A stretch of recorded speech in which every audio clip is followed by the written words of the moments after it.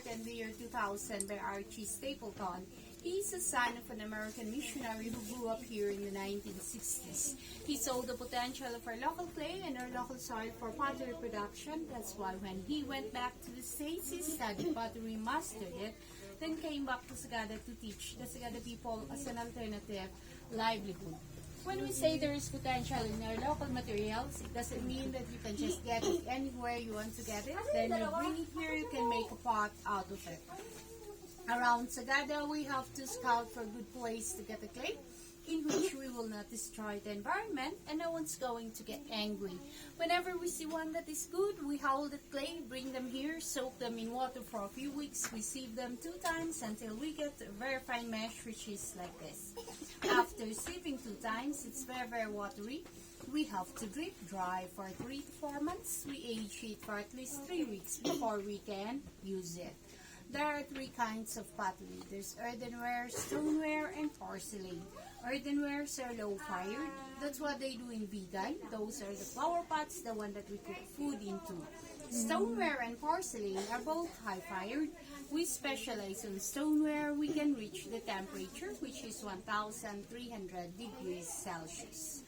Now I'm going to show you the making of a pot with a demo fee of 1,000 for the whole group. And if anyone wants to try, then you pay it individually at 100 pesos. Would that be okay? Okay. Okay? Okay. Inunan may dungok si okay. Okay. So first of all, I'm going to center the clay. I'm centering the clay with pressure from my both hands, and I have to go with the speed of the wheel.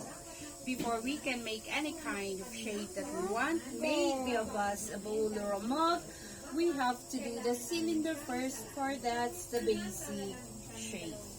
To do the cylinder, we put a hole in the middle, widen the hole by slowly pulling the clay towards the side.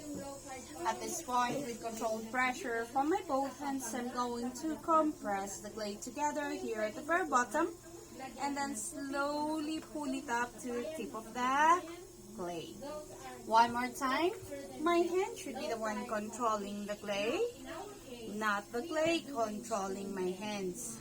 Whenever I pull it up, I have to do it gradually to maintain the centerness and for it not to collapse. So this is our cylinder. This can be a pot already, but we are going to reshape this for us to see how far the clay goes. So what I'm going to do is to slowly push it outwards here at the very bottom and then slowly pull it up to the tip of the clay. What am I saying?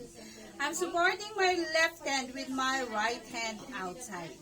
Here in the middle, I'm going to push it inwards, slowly pulling it up, supporting my right hand with my left hand inside.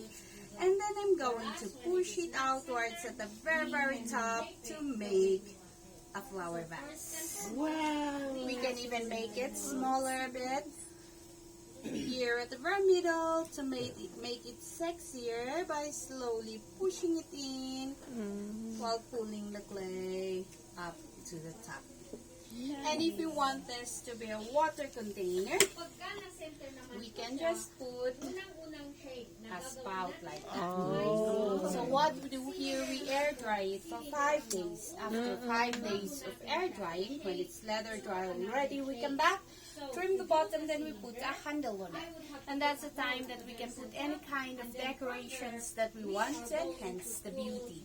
Then we air dry it again for a month. We cook it in the oven for 8 hours of firing. We have to wait for the oven to cool down, come back, bring out the pieces, then we apply the glazes.